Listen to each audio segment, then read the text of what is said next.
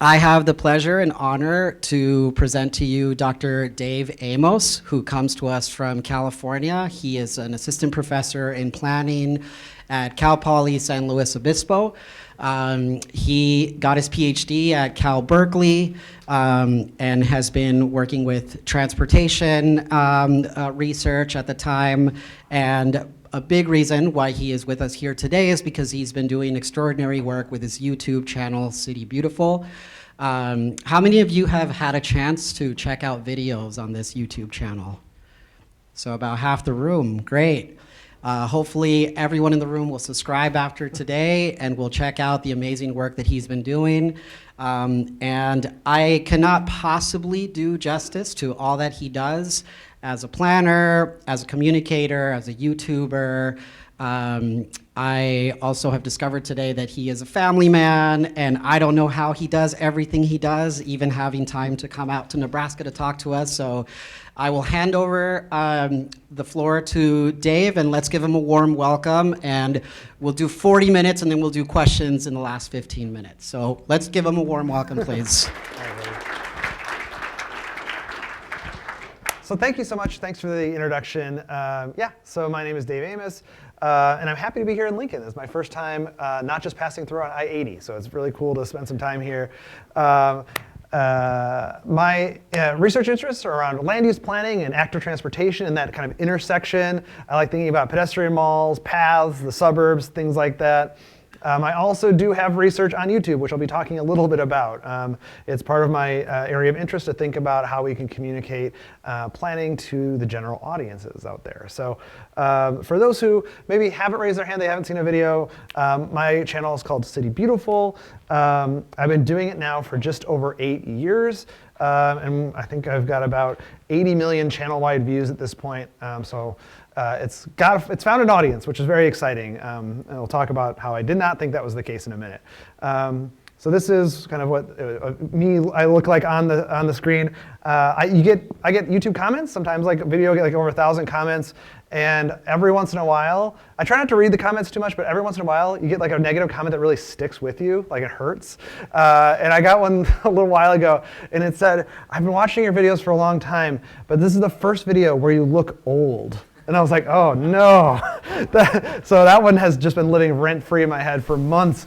Thank you so much. But the challenge here is, like, I've been doing it for 8 years, and I think I have kids, as Jaime mentioned, and it's always cute to see like kids growing up through the ages, but watching yourself get old from like your 30s into your 40s is a sight no one wants to see. Though also it's equally cringy looking back. So this is what I looked like in 2017, just really bad. So all in all, I would just recommend don't put your 30s on camera. That's what I learned. But it's been a while. I've been doing this for a little while. So this is from 2017. I put my first YouTube video up December 29th, 2016. So why did I start a YouTube channel? This is the question I get all the time. Like, why start a YouTube channel, especially way back in 2016, which feels like a long time ago now. So why did I start a YouTube channel? So for 3 reasons. First of all, I thought practitioners needed a way to explain planning concepts to general audiences. They didn't have that.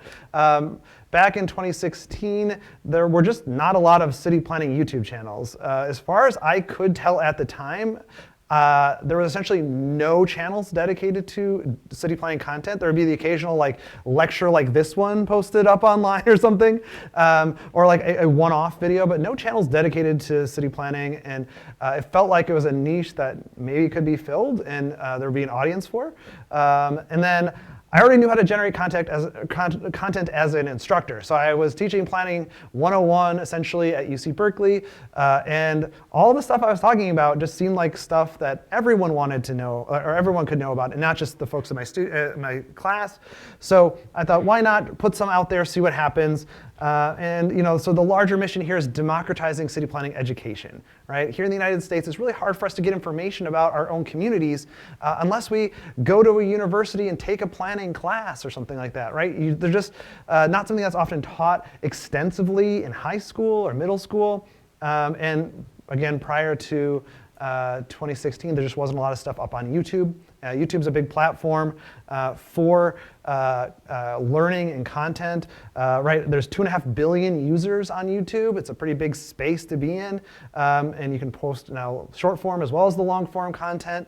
And I really like YouTube because it's a place where you can actually post like a thoughtful video essay, right? Like there's lots of different types of social media out there with different niches, but YouTube gives you the opportunity to use words and visuals to create something that's, again, sort of like captivating and entertaining and educational.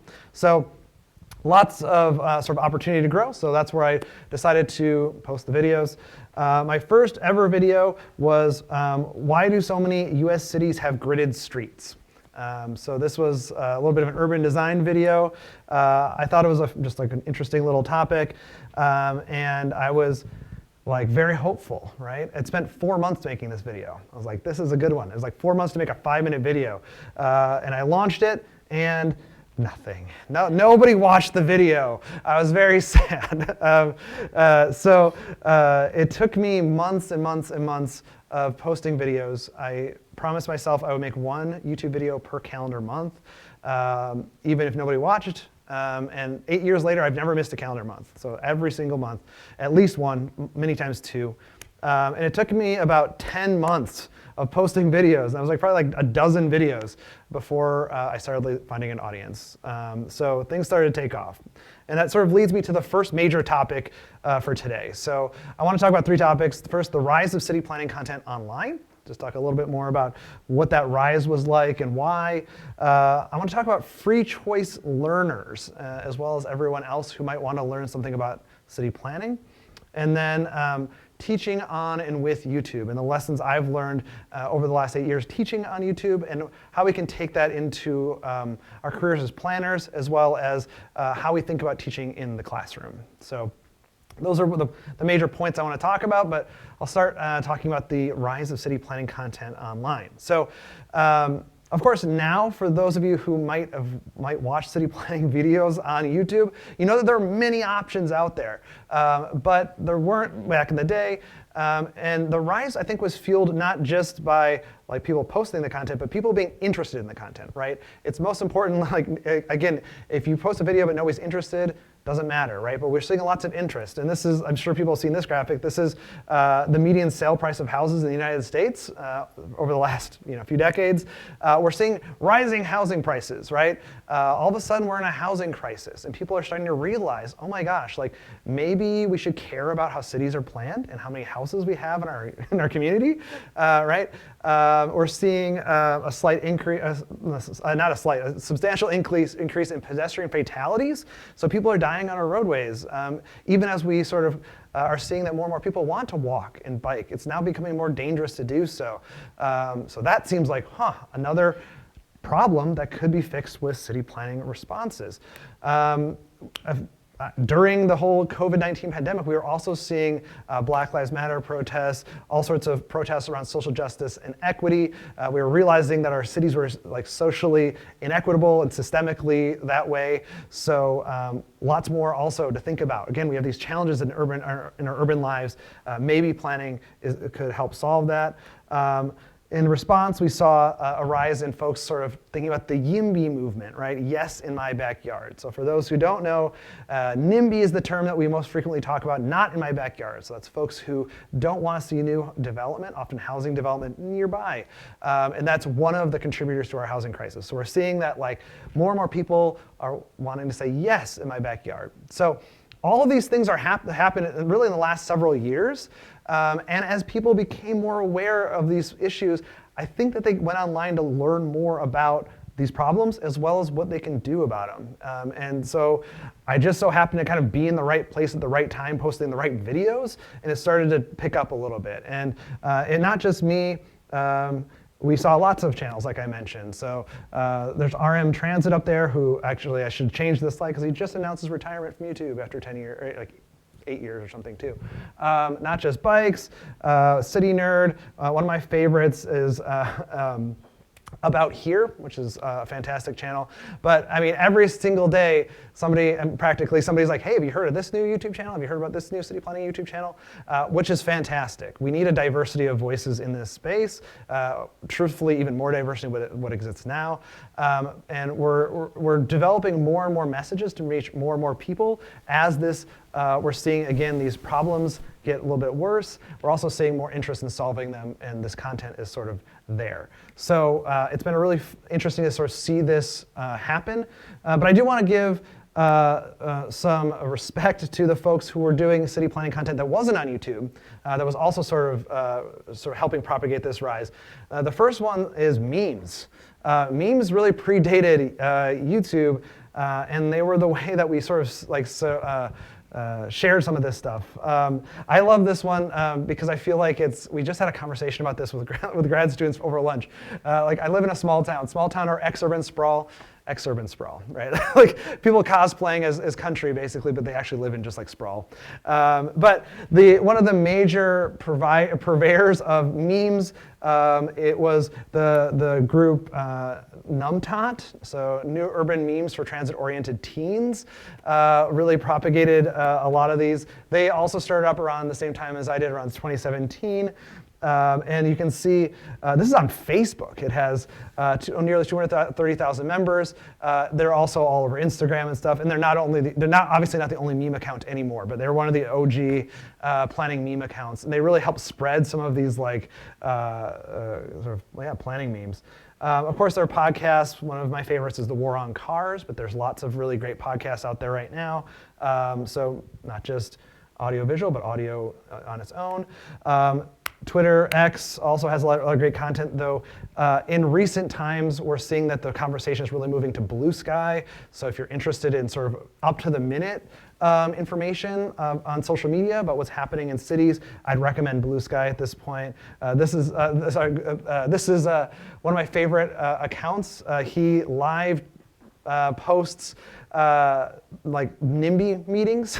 So he will get on their Zoom calls and then just share what they're talking about, and it's sort of hilarious.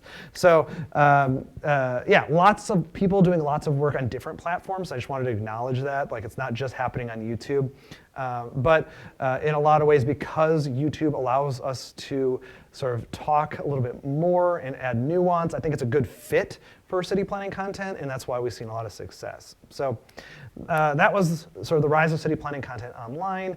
But I wanted to talk now about free choice learners. Okay, so what is a free choice learner? Well, the first thing it was a topic of a paper I wrote a couple years ago, planning education of free choice learners, teaching the YouTube classroom. So what is a free choice learner? Who are they? So these are sort of like lifelong learners, but they learn outside of formal learning environments. The learner is in control, right? So these are people who are not learning in an academic environment like you're in right now, but it's in their control. They can decide what they want to learn. They don't have to take a certain class. They have a variety of formats. We just saw a bunch of online formats, but digital and offline formats. The picture I chose here is because it could be your dad reading World War II books. It seems like all dads or grandpas like to read World War II books, but they are free choice learning, even if it's about like Pearl Harbor again and again. So lots of ways to be a free choice learner out there, right? And we all, I think, at some point are sort of in this free choice learner category, whether or not we're interested in science, technology, math, whatever, right? And it's actually it's been fascinating working on YouTube and with YouTube. The folks who run YouTube, when they think about education, think about how-to videos. And because we've all done that too, right? Like, I just wallpapered part of my house, and I watched like 8 YouTube videos on how to hang wallpaper, right? Like, so they are really great for how-to videos. But it's taken longer for like pure educational content videos to gain sort of respect on the platform, but we're getting there. But it's a different audience than sort of how-to video learning. It's more about just sort of like enriching your mind. Now, I wanted to draw attention to, this is one of my favorite creators who's not in city planning, is Physics Girl, Diana Cowan.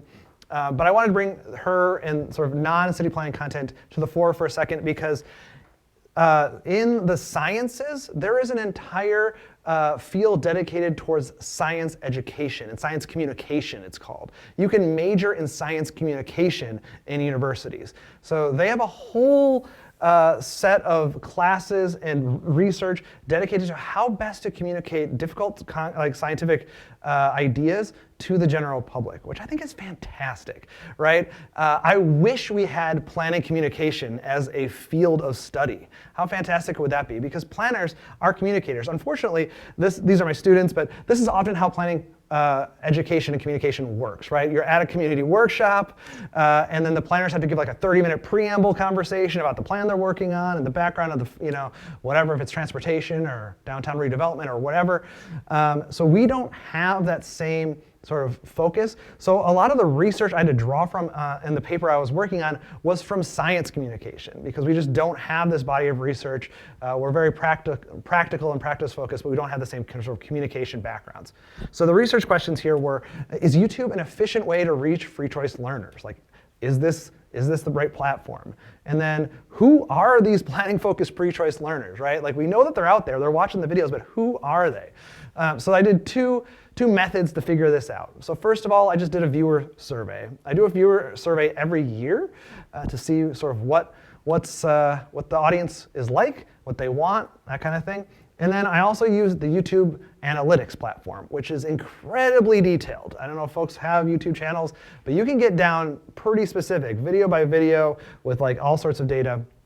So I use those two sources to answer the question. So who are and then I just looked at my channel because I happen to have a YouTube channel. So who are they? So by and large, they are what's called free choice learners. Now in the survey, I didn't call it free choice learners because nobody knows what that means. I had to give like a 5-minute description to you guys about what it means. It was something else, but basically it turned out to be most people were just interested in the topic of city planning. They had no sort of agenda other than, that seemed like an interesting video. I'm gonna click it and see what it says, okay? College students were the second biggest group. Most of my audience is like above high school age, so it's pretty common to see that group there. What impact did the videos have? What did they want to do with this information? So most people, again, free choice learners, they just wanted to learn something new. They were just interested, which is great.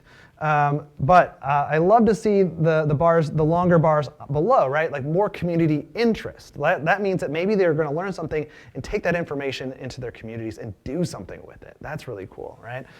They're going to get involved, right? Maybe they're going to join like a Strong Towns group or a YIMBY group or something like that, right? They're going to go speak in front of city council. Study city planning, that's a great one. I love seeing that one, that people decide that maybe this is something I want to study in the future. I know that it's really hard for us in the city planning world to recruit students because nobody knows what city planning is or what they do. I know I was lucky enough back in my day, I had to have a high school teacher give me a book about city planning. And like, he said, I think you'd be interested. And he was right. And that was like really life-changing. So it's nice that we have this now for students to be able to kind of stumble upon city planning content. And then finally, some folks want to become city planners. So really cool to see that information. Where is the audience? So in this year that I used the study, it was 55% of people came from abroad, from outside the United States, which was shocking to me a little bit because most of my content is US focused. But it's a big world out there. YouTube is a global platform. And we see a lot of folks coming from outside the US, though most of the abroad is from either English-speaking countries, like the UK, Australia, or from like countries where a lot of folks speak English as a second language, like Germany and the Netherlands. And then the biggest shock potentially is the gender breakdown. So you may see 12% female and be aghast at how low that is. And I am at one level too. I'm also quite proud of it because there are most educational YouTube channels cannot crack 10%. Female. So I have a pretty good sizable woman's audience compared to other educational creators, but obviously this is completely unacceptable if my goal is to reach everyone, right? Which is my goal. So, but just so you know, YouTube in general is an incredibly gendered space. And there are silos and verticals associated with YouTube, and the algorithm really does take gender into account. YouTube tends to recommend educational videos to males who then tend to click on them at higher rates, which kind of perpetuates the cycle. So just so you know, that's, again, I think that's probably true of all city planning YouTube channels out there. The ones I've talked to reported similar numbers. Okay, again, so is YouTube an efficient way to reach free choice learners? Yes, it absolutely is. The numbers don't lie. And who are planning-focused free choice learners? Well, on average, they're probably somebody who just wants to learn a little bit more. They might come from abroad, but they're definitely a guy. So that's the very glib takeaway. We can read the full paper for more information, but I'm not going to get too into depth. But the other takeaway here, it wasn't really published in the paper, but I sort of focused on these free choice learners. That's how I viewed the audience initially.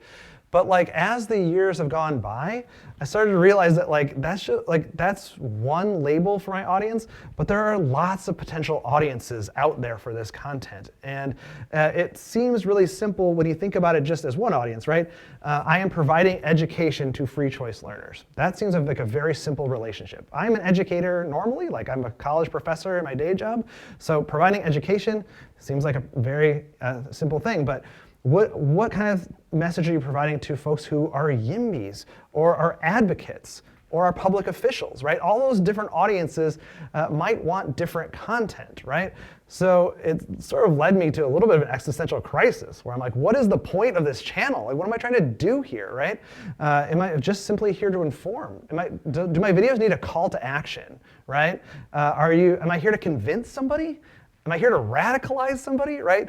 And the nice thing is that like while I was having this existential crisis, many other YouTube channels have sprung up and provide different messages to people, right?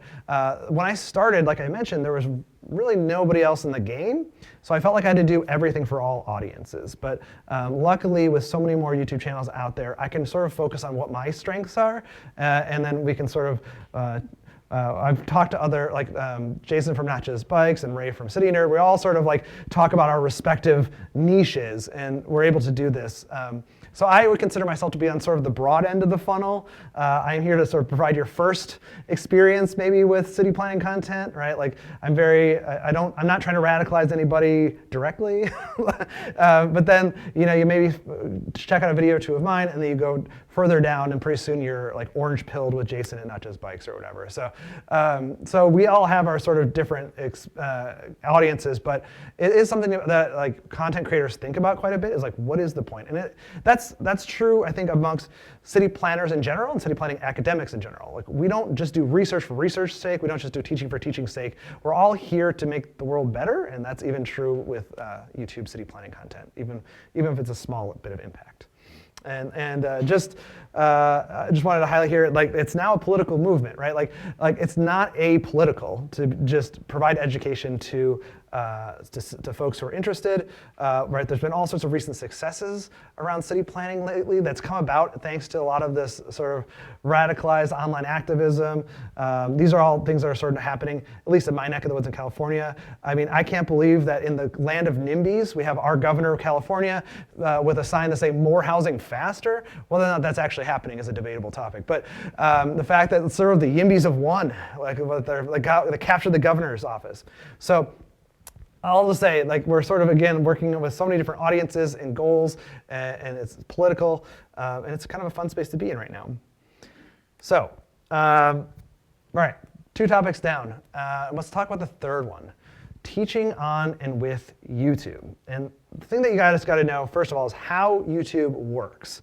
Like when you're watching YouTube videos, like where are the brains of the creators at, like when they're making these videos, right? Because we all have different audiences, and even just in the world of teaching, there's different audiences, right? When I'm sitting here teaching for a class, right, I have a different viewpoint, a different goal in mind, and it's a different form of communication. But YouTube is its own thing. So I wanted you to understand, partly because I want you all to be savvy media consumers. I'm guessing many of you watch YouTube videos, even if you're not watching my channel.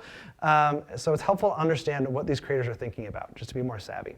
Okay, so the goal of a YouTube video is for the thumbnail and title to appear on someone's homepage, okay?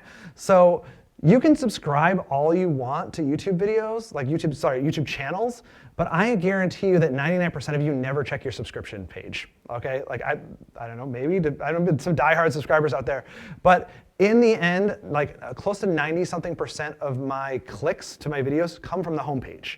The homepage, all right? And what YouTube is doing is they're populating your homepage with videos they think you're gonna click on based on your past habits, right? So when I post a video to and it hopefully goes out to like my usual audience, they're also getting videos surrounding my video of things that they would maybe like to click even more, right? So it's a very like a competitive environment for clicks, right? I want you to click and not click those other ones, at least not right away. Put them in a different tab for later or something, right? So I need to come up with a topic, title, and thumbnail that's gonna get you to click over everyone else's. I mean, that's like a tall order, right?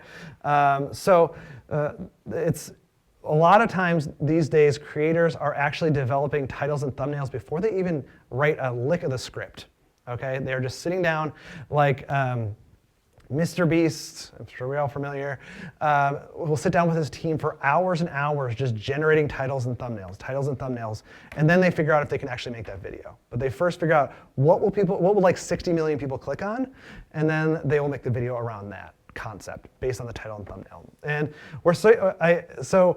Jimmy, who is from runs Mr. Beast, actually is a big fan of educational YouTube videos. I did not know this until recently, but has given advice to other educational YouTube creators to basically do the same thing. And I know of a friend of mine who's a creator, not in the city planning space, but in educational space, who has started doing this. He will generate 30 thumbnails and then send out surveys to audience members of his, and then also other creators, and then they vote on which thumbnails where they would click on most. And he's tracked, like we're doing studies here, people. Like he's tracked like regression, trend lines over time, and found out that like if he actually follows this method, he's growing as a result. So we're getting more data driven because we have this algorithm. Now we're not bitter about the algorithm, or we shouldn't be. The algorithm is really a stand-in for our audience. Like YouTube's trying to do their best to match up people who really care about our videos with our videos.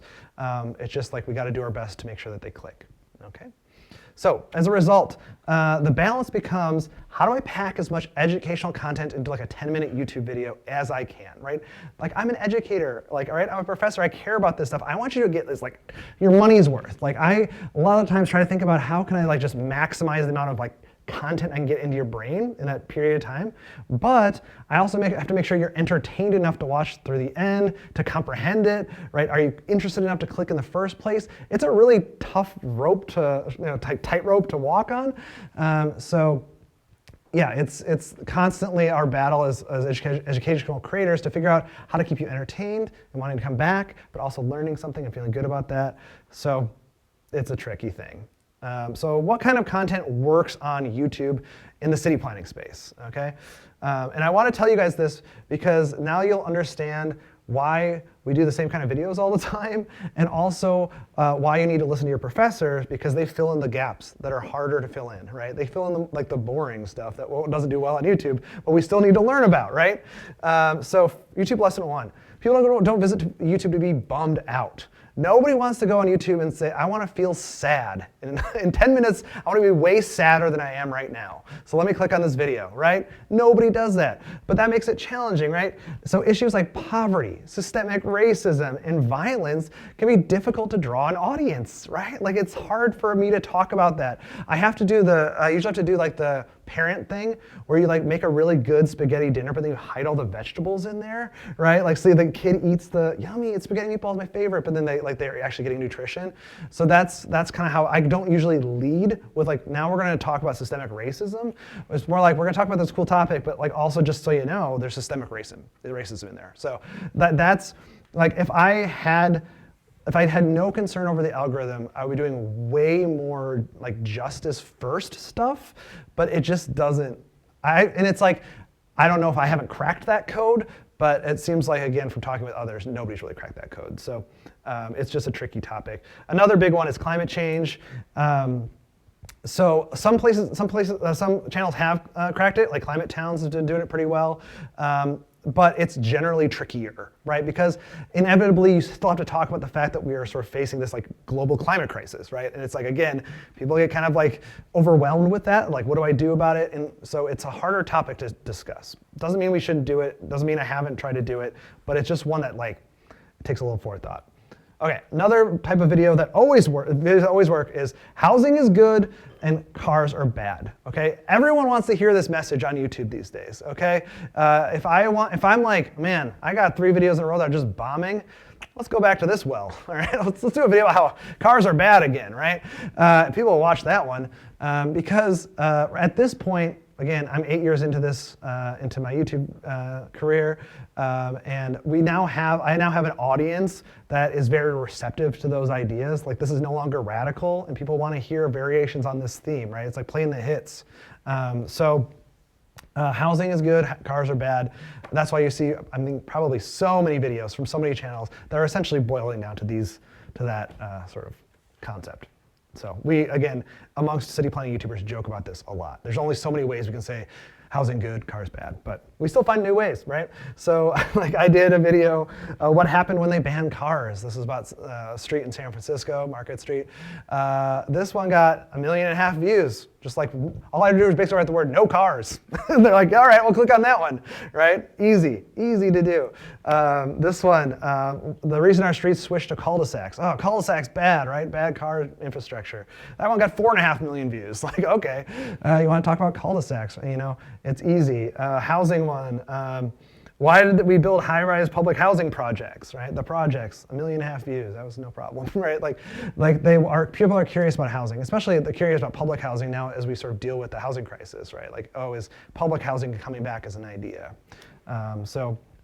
Anyway, okay, so second lesson, people want to cross the curiosity gap. I'll talk about curiosity gap in a second, but like, those of us in the YouTube educational space, we can't be Mr. Beast, right? We can't rely on drama, yelling. We don't have like the gaming stuff. We don't have like any sort of obnoxious ways to like get your attention because we're trying to keep some credibility with you, right? We want to make it seem like we know what we're talking about, and we don't want to like throw that away.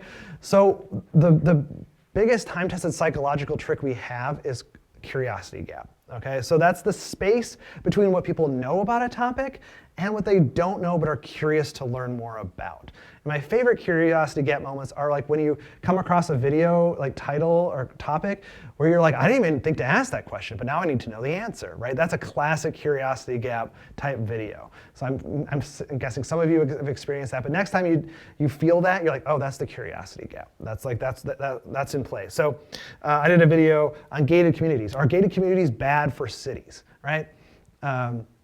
That one, it's like, again, it's like curiosity gap. Like people, we know that there's gated communities out there, but like, oh, like, are they bad? Like, how bad are they? Like, oh, I know they're kind of exclusive, but like, should we not have those, right? Those are the kind of questions that I want flowing through your head. Then you're gonna click on that video, right? Just as a side note also, any title that has bad for cities, ooh, people like clicking on that one too. So like, that one got like 1.5 million views as well. So it's something people thought a little bit about, but then you're like, oh, maybe you're going to challenge my expectations and subvert my expectations on this video, on this topic. Another one here was, how did planners design Soviet cities? Now this is one that like doesn't have a ton of relevance to our like current day time period, but like people like sort of again have this sense of like, oh yeah, I guess like in Soviet Russia, like there are like these housing blocks, right? Like how did they do that? Why are cities different in Soviet Russia or whatever, right? And that one got like 3 million views. Like people just like want to learn about Soviet Russia.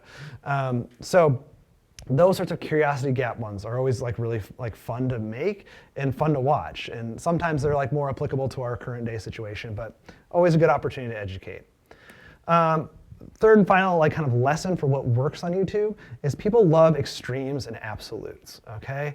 They always want to learn about something that's the best, the most, like always, never, like big numbers, right? Like how this person, I have a video, it's like why the air above Grand Central Station is worth like $50 million, right? $50 million, right? Like those sorts of things grab you, right? Okay, so like this one in Vancouver, is Vancouver the best city in North America? The best, right? 1.3 million views to that one, easy. Gary, Indiana one, the most miserable city in America, like miserable, such a great adjective, right?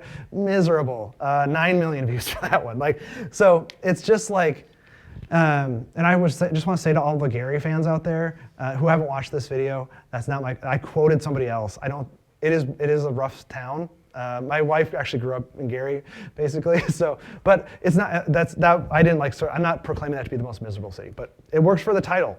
Boy, does it work for the title. So it's these tricks again. Like I'm trying to trick you into clicking, basically. But it's only clickbait if we don't deliver on the promise. And this video is delivery on the promise. We are going to talk about why it is or isn't the most miserable city in America. But the clickbait happens because we want you to click, right? And I heard somebody say once, and I think it's really wise, that like don't make the best title and thumbnail you can, because otherwise you're robbing people of the opportunity to watch your content, right? Like, don't be selfish and not have people watch your content. You spent a lot of time to make good content, hopefully, so go that extra mile to like sort of grab them. So that's what we try to do. So a quick recap of what works on YouTube. YouTube viewers get fairly surface level knowledge about flashy, compelling topics. And city planners and planning professors have to fill in the gaps and address more complex, less exciting topics, right? So we had a conversation. I've had some really nice conversations over the course of the day. And just to highlight this kind of topic a little bit, it's like basically like you can't get all of your information off of YouTube, basically, because we're only giving you sort of like surface level stuff. Like if you really want to get into it, you either need to come and listen to a professor talk, maybe you do some more reading, right? Or find other sources of information. Get involved locally, meet with local leaders, like their wealth of knowledge, right? But our job is not, and YouTube isn't necessarily to give you the depth, it's more about breadth. So just be aware that like if you watch a lot of city planning YouTube content, it does not mean you're an expert. It means that you're exposed to some new information though. Okay, so let's talk about this relationship to sort of planning education more broadly, okay? So we're gonna talk about the public first, like how do we educate the public, and then how we talk about classroom learning. So I always use this example that YouTube videos are sort of like a science center or a museum where we're going to give you information on a topic, but you're not going to come out of there as an expert, right? Like you're going to go learn about dinosaurs, but you're not going to be a paleontologist, right, walking out of those museums. But you might find a passion that you didn't know you had. Maybe you're going to go to the gift shop, buy that dinosaur book, and learn a little bit more, right? Like that's where I think YouTube stands, but it's not a replacement. You don't go to a museum, again, as a replacement for like a 4-year degree. So that's fine. We can take those planner curious people and hopefully push them on the right path to more information. Now, the other thing to think about is like a lot of this stuff that I'm telling you is not new. Like we've sort of, like human psychology has been pretty well figured out. So I'm just showing this is like the Titanic, but like a splashy title, a splashy image gets you to buy that newspaper, right? Like this is, I know we're in a generation here that does not know newspapers. Like probably may not have held a newspaper, but back in like 1912 or 14, this was the YouTube of the era, right? So we sort of know this stuff, right? So when I'm saying like, grab people's attention with a title and thumbnail, it sounds like modern advice, but it's really just as old as time. The only challenge is we're in an era of distraction, right? Like the New York Times maybe didn't have 30 other algorithmically chosen newspaper titles and in pictures that you had to choose from. So we're increasingly distracted, which makes it a challenge not just for YouTubers, but for anyone trying to communicate about city planning out there, right? Including planners themselves. So just some quick content tips here. Like if you're generating content for the public, these are sort of extractable from YouTube learning, like what I figured out how to do on YouTube. So just some quick things that work all the time. Telling a story really works. I mean, we're sort of storytellers by nature. And some of my favorite videos are just like, I just told the whole history of Tokyo.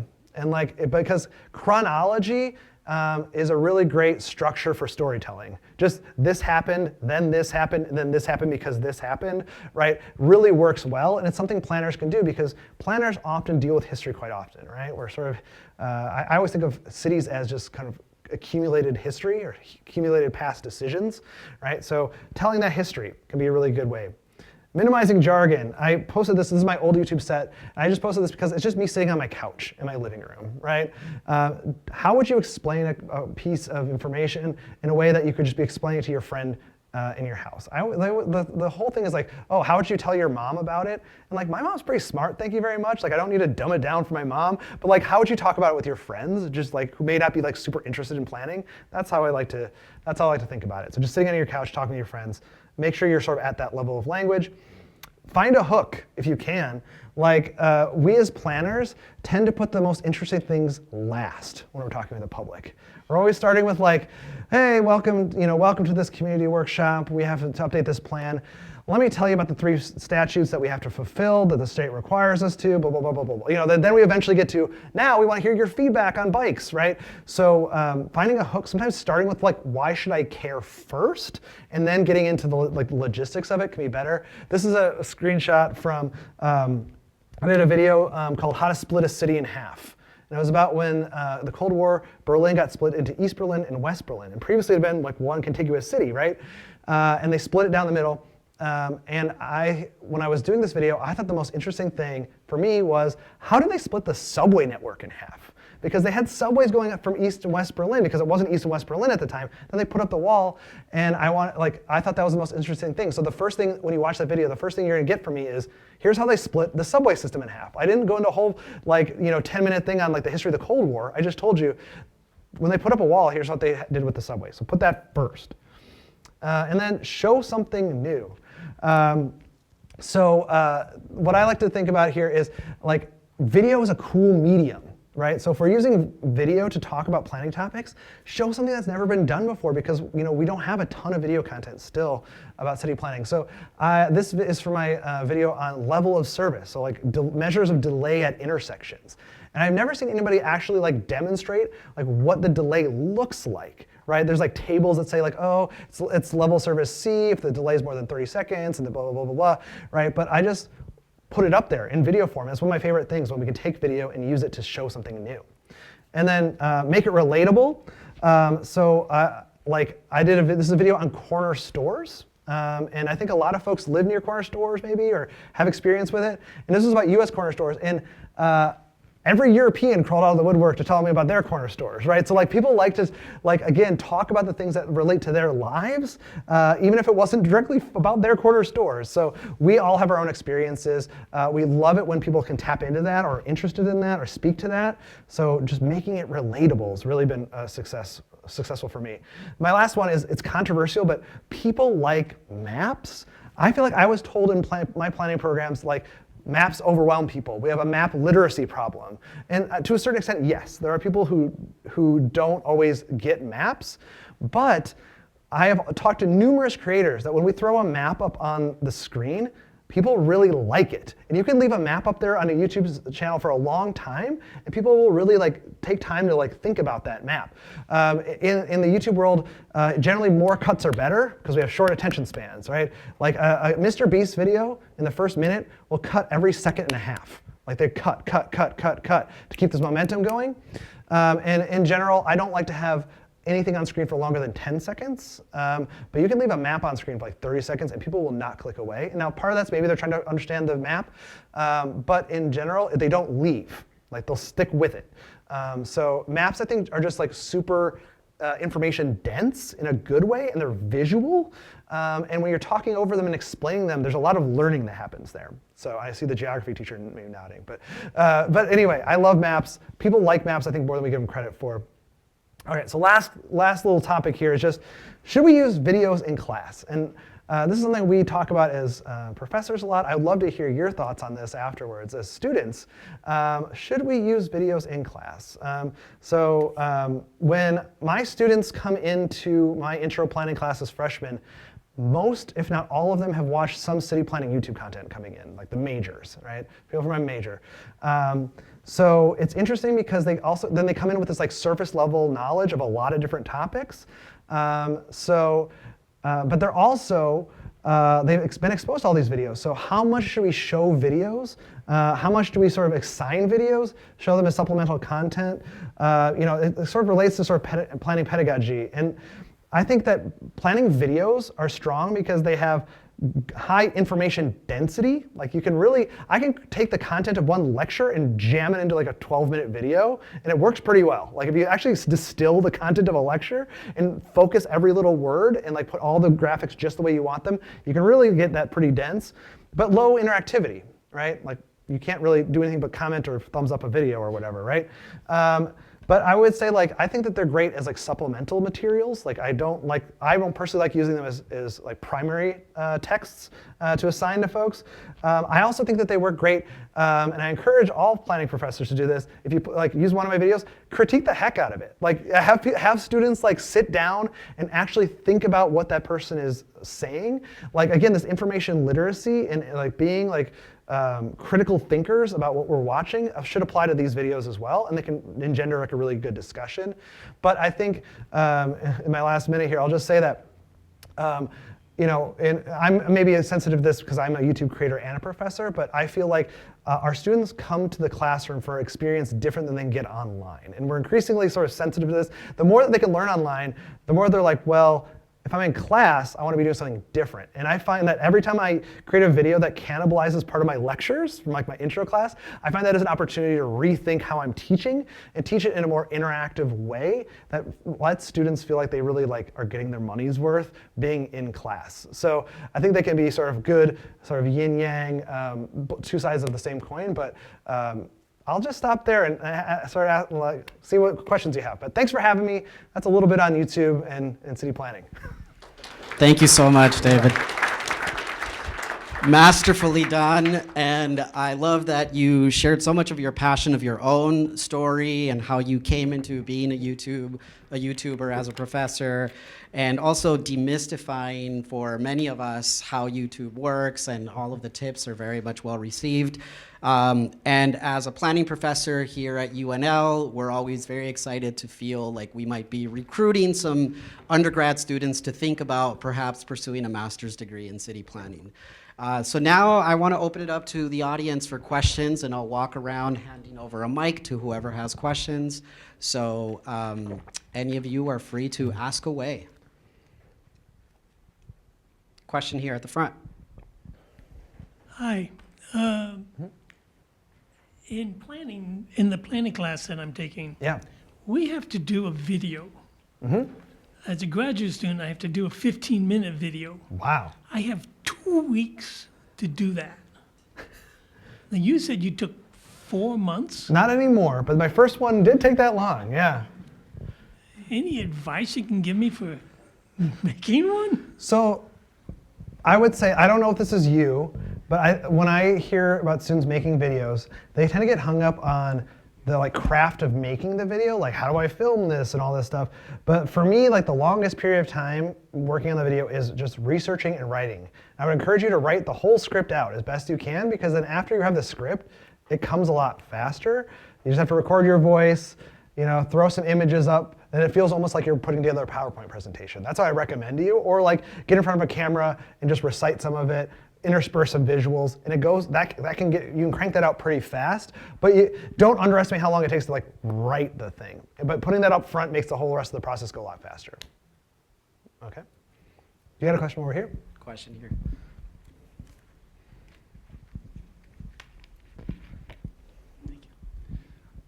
I know you said you did a lot of work with like trying to figure out what your audience is, female, male, like what they're focused on. And Yeah. you said a lot of your audience is abroad. Yeah. How do you like keep focus on the United States where you know most of your knowledge without trying to cater to your audience and focus on like the UK or other parts of the world while still keeping them engaged on where they may not live? Yeah, I mean, at the end of the day, it's my channel, and like I post the videos, and like if other international folks want to watch, I'm kind of like cool with it. Like, So yeah, I generally tend to say US focused. It's the context I'm most familiar with. It's the one I feel like I can say intelligent things about most easily.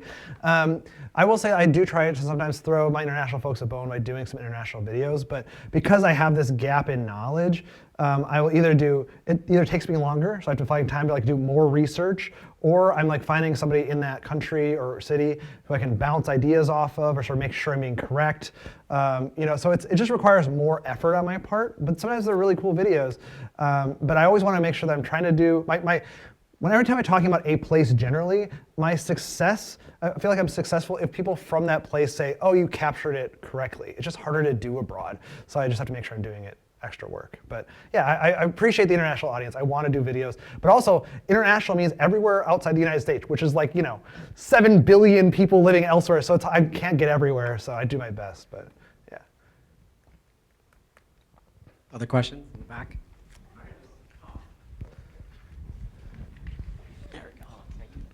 Okay.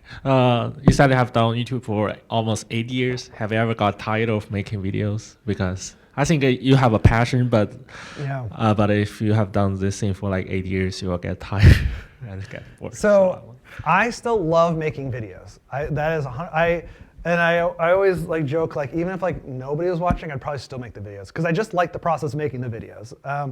My biggest concern is it basically could be a full-time job, and I also have a full-time job as a professor. So avoiding burnout is my biggest goal all the time. I'm always like, I don't want to get burnt out. And I've so far done a good job of like maintaining my stress levels such that I can do both. But I've had to take lots of sort of small steps to like really optimize my process. Like I have a small studio space. I like rent out like an 11 by 11 foot studio, like an office. I say it's the lowest priced office in San Luis Obispo because it only has it's on the second floor, but it has like one of those like basement windows. So like it's just like the cheapest little box. But then whenever I need to film a video, I can just walk in there, press a couple buttons, sit down, read my script, turn it off again, and I'm out of there in like an hour. So like I'm really like just optimize my process so much so I can stay sane. Because I want to keep making the videos, and I also don't want to like cry myself to sleep every night. So.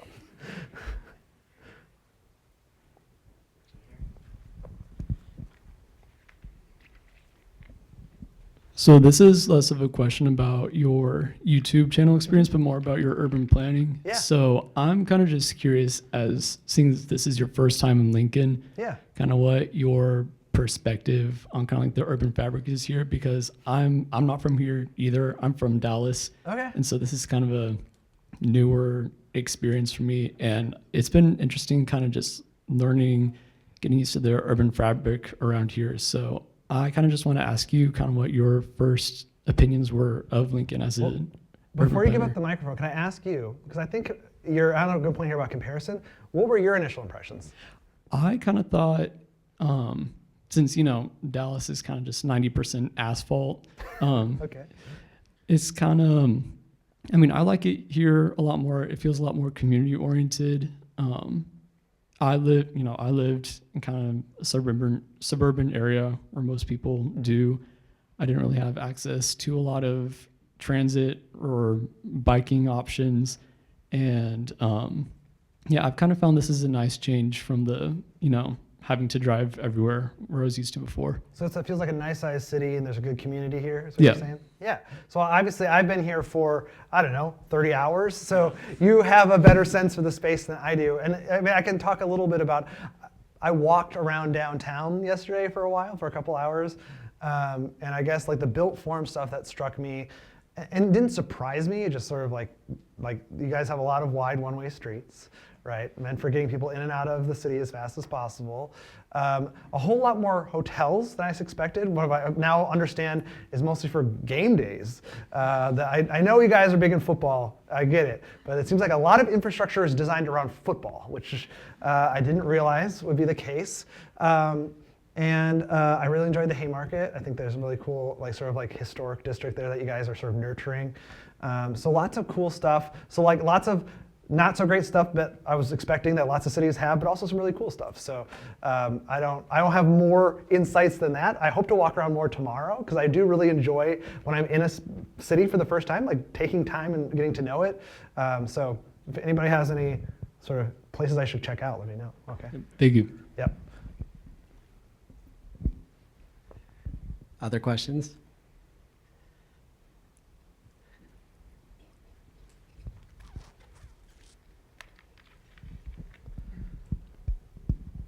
Thank you. Since like a lot more planning education has been like publicly accessible for some amount of time, do you ever run into dilemmas like when you're teaching in classes where people like enter in with like some assumptions that are founded on those videos that kind of like might interfere with the learning? Yes, sort of.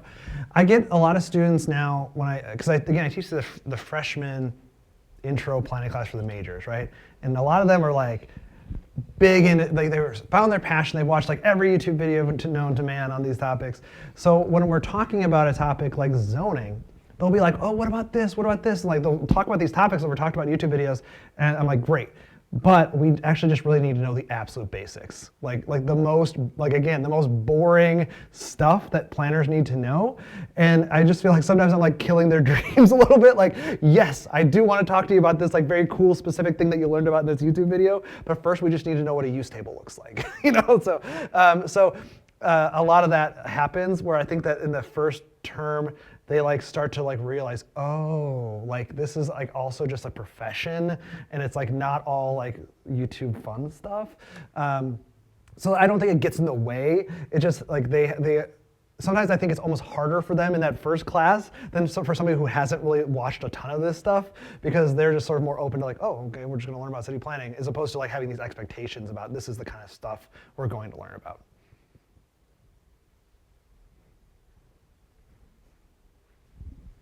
Hi, have there been any topics that you have wanted to cover both in your classroom or in YouTube that you just haven't been able to because of either time constraints or like interest levels?